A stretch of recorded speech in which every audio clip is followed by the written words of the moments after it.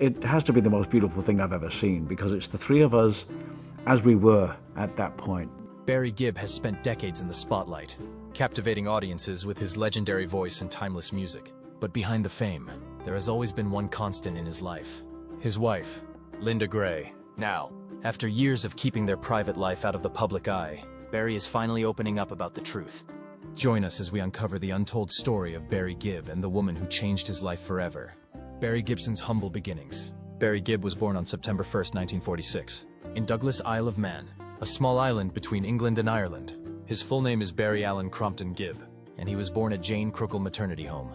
From the start, music was a big part of Barry's life, and his journey toward becoming one of the most successful musicians in history began early. Barry was born into a musical family. His parents, Hugh Gibb and Barbara Gibb, originally came from Manchester, England. Barry had an older sister, Leslie Evans, who was the firstborn in the family. The Gibbs had a rich ancestry, with English, Irish, and Scottish roots. His father, Hugh, was born in Scotland, while his mother had English and Irish heritage.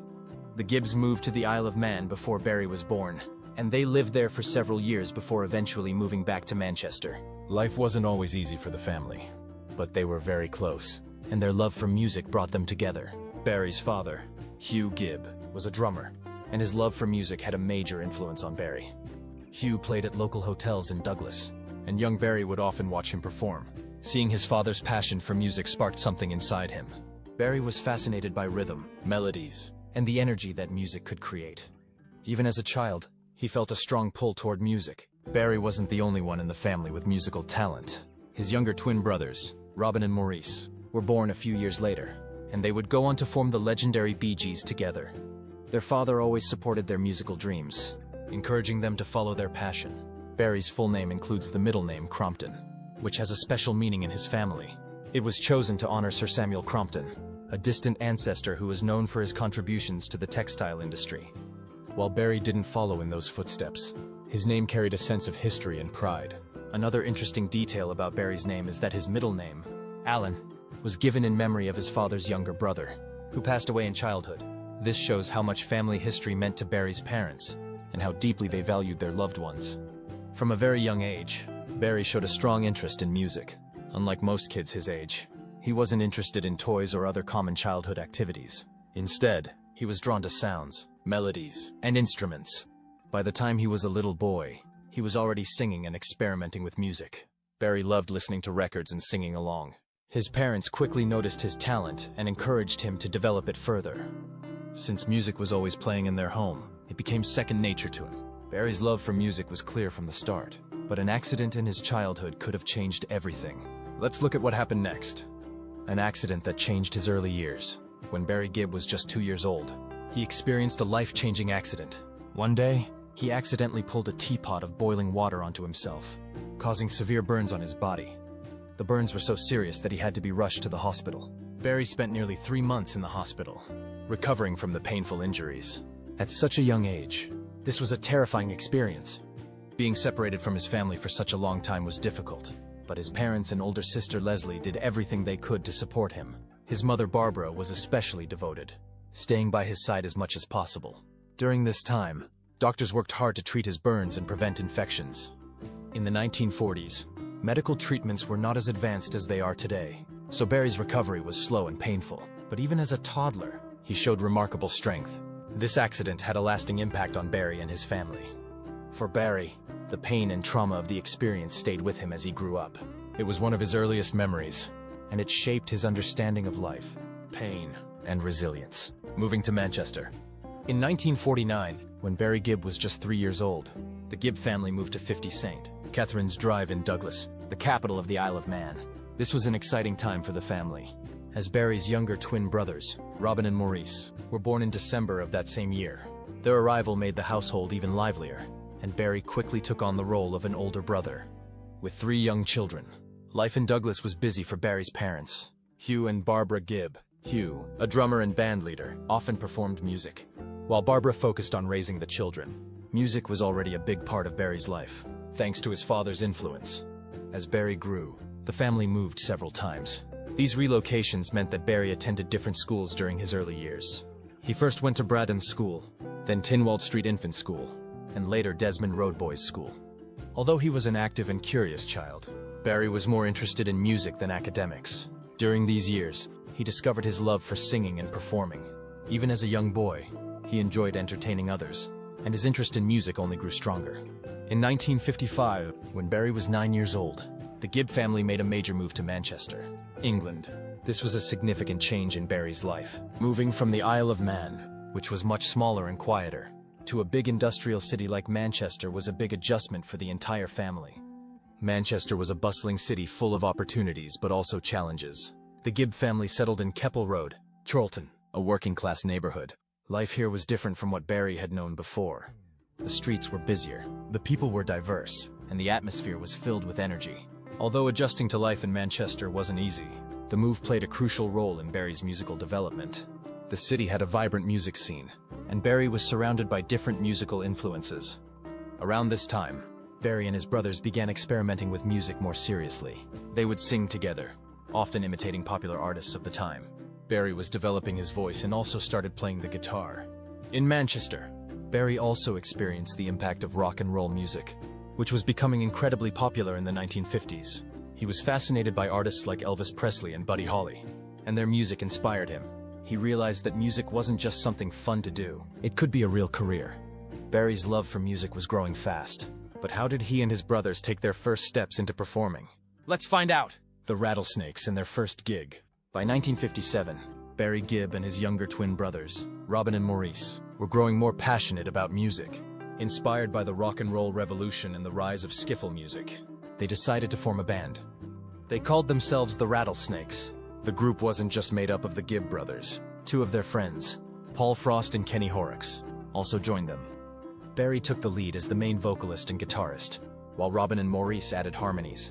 Even at a young age, the Gibb brothers were showing their natural musical talent. During the late 1950s, skiffle music was incredibly popular in the UK. It was a raw, energetic style of music that blended jazz, blues and folk influences. Many young musicians started their careers playing skiffle, including the Beatles' John Lennon and Paul McCartney. The Rattlesnakes were drawn to this sound, using simple instruments like acoustic guitars, homemade basses and basic drums. They practiced in their homes and on the streets of Manchester, slowly gaining confidence in their ability to perform. By December 1957, the Rattlesnakes were ready to perform in public for the first time. They were scheduled to appear at a local Gaumont Cinema Christmas event, where they planned to lip-sync to a recorded song. However, just before they were about to perform, the record they were supposed to use broke. This meant they could no longer pretend to sing along with it. They had two choices: walk away or perform live. Even though they were nervous, they decided to go for it. Barry led the way with his guitar, and Robin and Maurice joined in with their harmonies. Paul and Kenny provided the rhythm. For the first time, they performed live in front of an audience. Despite their initial fear, something incredible happened. The audience loved their performance. The energy of playing live was much more exciting than just pretending to sing along to a record. This unexpected experience gave them a huge boost of confidence. They realized they could actually sing, play, and entertain a crowd. More importantly, they felt the thrill of being on stage, a feeling that would stay with them for the rest of their lives. The Rattlesnakes were just getting started, but how did they evolve into the world-famous Bee Gees? Let's find out. The birth of the Bee Gees. By 1958, Barry Gibb and his younger twin brothers, Robin and Maurice, were ready for a fresh start.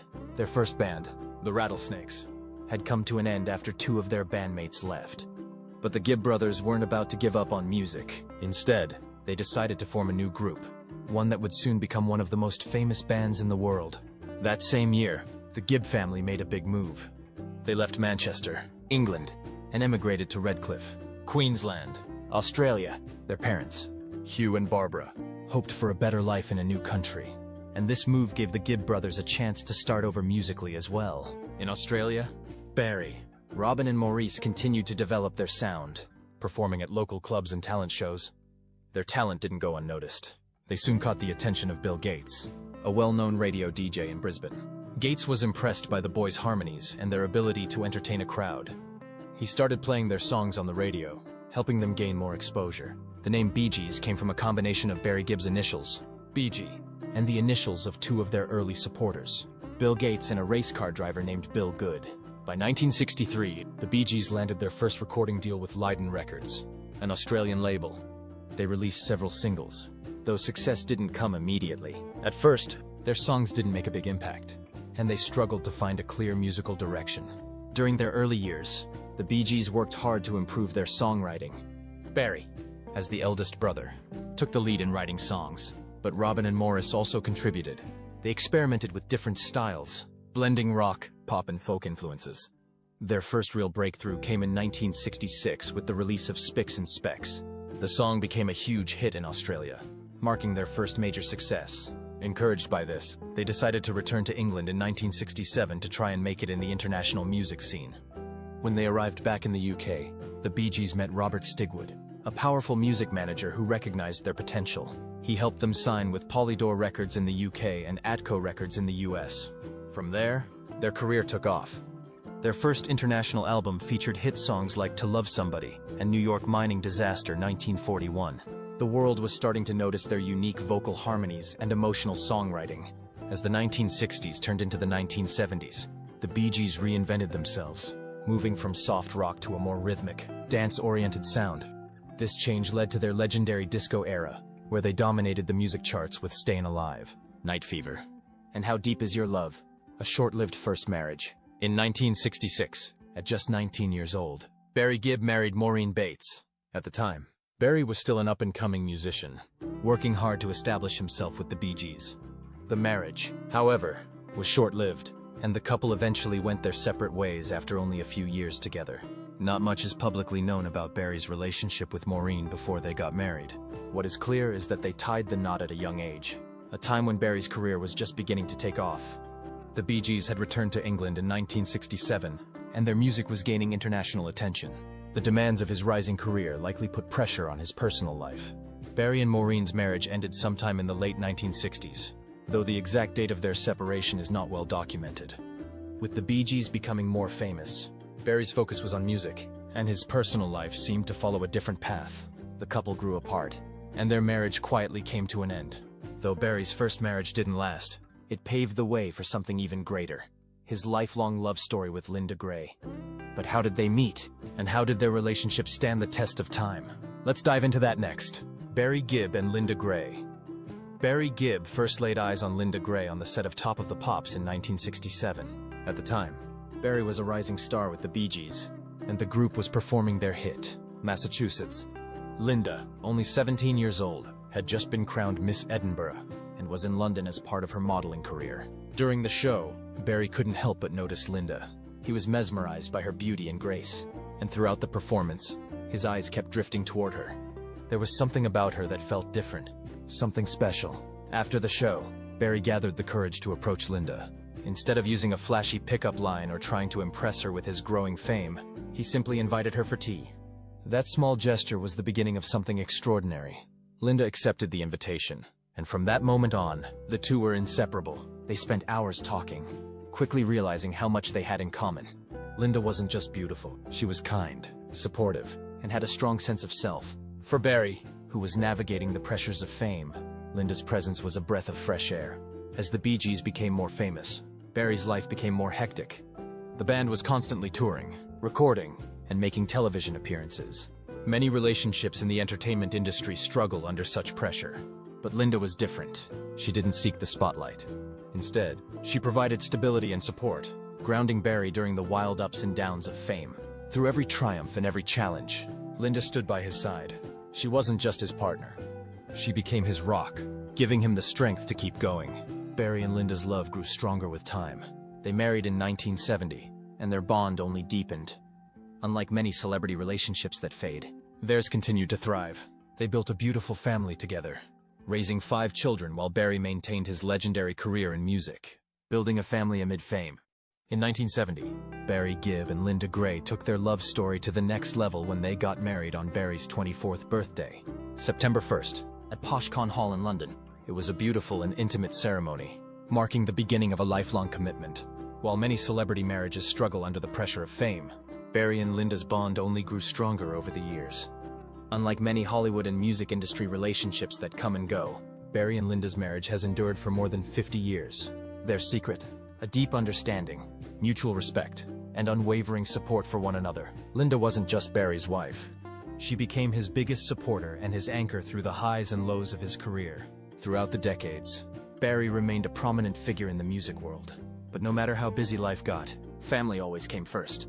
His marriage with Linda provided him with stability, something he valued immensely as he navigated the challenges of global fame. Raising a family together, Barry and Linda built a beautiful life together, welcoming 5 children into their family: Stephen, Ashley, Travis, Michael, and Alexandra Gibb. Raising children while being one of the biggest music stars in the world was no easy task. The Bee Gees were at their peak, and Barry's schedule was often filled with tours, recordings, and public appearances. However, he always made time for his family. He wanted to be a present and loving father, ensuring that his children knew they were his top priority. Linda played a huge role in keeping the family life normal and stable. While Barry was often in the spotlight, Linda chose to keep their home life private. She ensured that their children had a down-to-earth upbringing, despite their father's worldwide fame. As Barry's career continued to reach new heights, his family remained his greatest source of happiness. But how did he handle the pressures of fame while staying true to himself? Let's take a closer look. Becoming an example to his children, Barry's eldest son, Stephen Gibb, developed a love for music early on. But unlike his father's style, Stephen was drawn to rock and heavy metal. He became a talented guitarist and songwriter, working with well-known bands like Black Label Society and Saigon Kick. While his music was different from the Bee Gees' signature sound, Barry supported his son's passion and was proud of his success in a completely different genre. Unlike Stephen, Ashley Gibb wasn't initially interested in music. He had other ambitions, but that changed when he wrote a song for his fiancée. Barry recognized his son's natural talent and encouraged him to pursue songwriting. Over time, Ashley embraced music and eventually collaborated with his father on various projects, proving that the Gibb family's musical legacy continued in unexpected ways.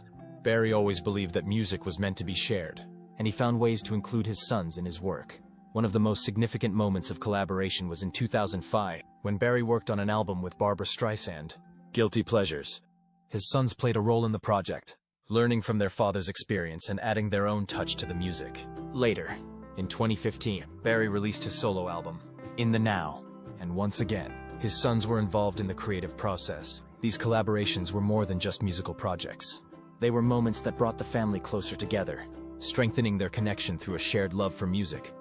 Barry's final confession.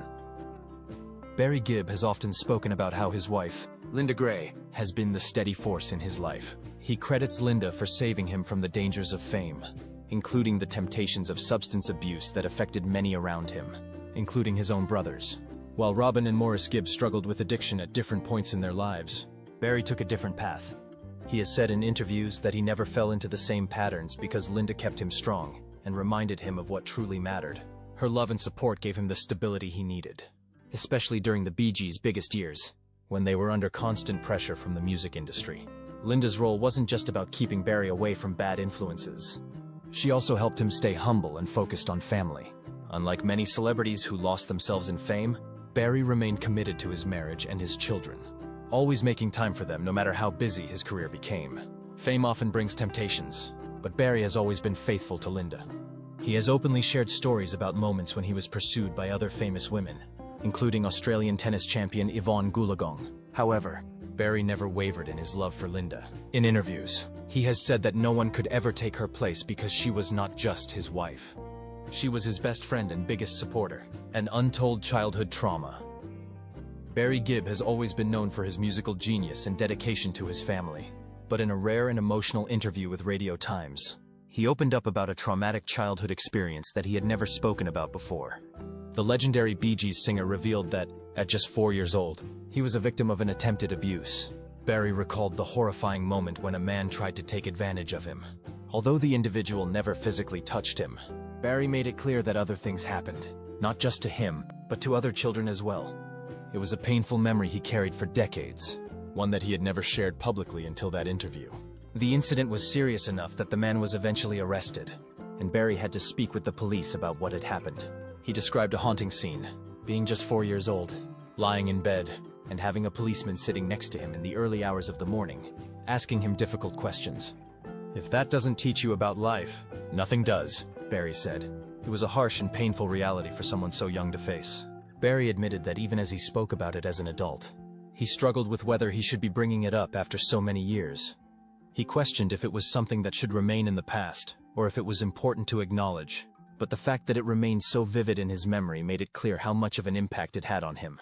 Personal loss for Barry Gibb has experienced incredible highs throughout his career, but his journey has also been marked by heartbreaking losses.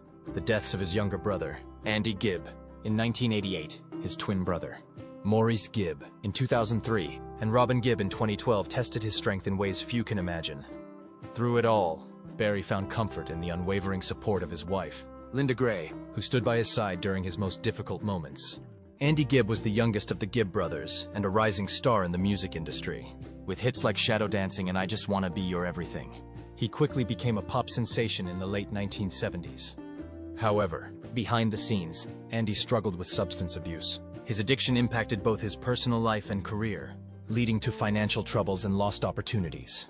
By the mid-1980s, Andy was trying to rebuild his life.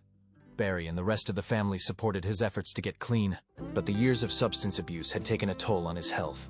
On March 10, 1988, just days after his 30th birthday, Andy died of myocarditis, a heart condition that was worsened by his past drug use. For Barry, losing Andy was devastating. He often blamed himself, feeling that he could have done more to help his younger brother. In later interviews, Barry admitted that Andy's death left a hole in his heart that could never be filled. Maurice Gibb was not only Barry's younger brother, but also his twin. As one-third of the Bee Gees, Maurice played a crucial role in shaping the group's sound. His skills as a musician, producer, and harmony vocalist were essential to their success. In early 2003, Maurice was admitted to the hospital for severe stomach pain. Doctors discovered he had a twisted intestine, a condition that required emergency surgery. Tragically, complications arose, and Maurice suffered cardiac arrest. He passed away on January 12, 2003, at the age of 53. Barry was devastated. He and Maurice had spent nearly their entire lives together, creating music and sharing unforgettable experiences. Without him, Barry felt like a part of himself was missing. The pain of losing Maurice was so intense that Barry initially refused to perform Bee Gees songs, as it was too emotional to sing without his brother. Nearly a decade after Maurice's passing, Barry faced another heartbreaking loss. Robin Gibb, his last surviving bandmate and twin brother to Maurice, had been battling colon and liver cancer. Despite undergoing treatment, his condition worsened. In 2012, Robin slipped into a coma. Barry and the rest of the family stayed by his side, hoping for a miracle. Robin briefly regained consciousness and even tried to communicate with his loved ones, but his body was too weak to fight any longer. He passed away on May 20th, 2012, at the age of 62. With Robin's death, Barry became the last surviving Bee Gee. The weight of losing all three of his brothers was overwhelming. Barry later admitted that he struggled with survivor's guilt, wondering why he was the only one left. Through all these heartbreaking losses, Linda Gray, Barry's wife of more than 50 years, was his source of strength and stability. She helped him process his grief and reminded him that, despite the pain, he still had a loving family to lean on. Barry has spoken openly about how Linda kept him from falling into depression. Unlike his brothers, Barry never struggled with substance abuse, something he credits to Linda's guidance. She made sure he focused on the positives in life, his children, his music, and their shared love. Even in the darkest moments, Linda remained Barry's anchor, ensuring that he did not drown in sorrow. He often describes her as his greatest blessing, the person who has been by his side through every triumph and every heartbreak. If you enjoyed this inside look into Barry Gibbs' life and love story, don't forget to like, subscribe, and hit the notification bell so you never miss our latest videos on celebrity journeys. Drop a comment below. What do you think is the secret to their lasting love?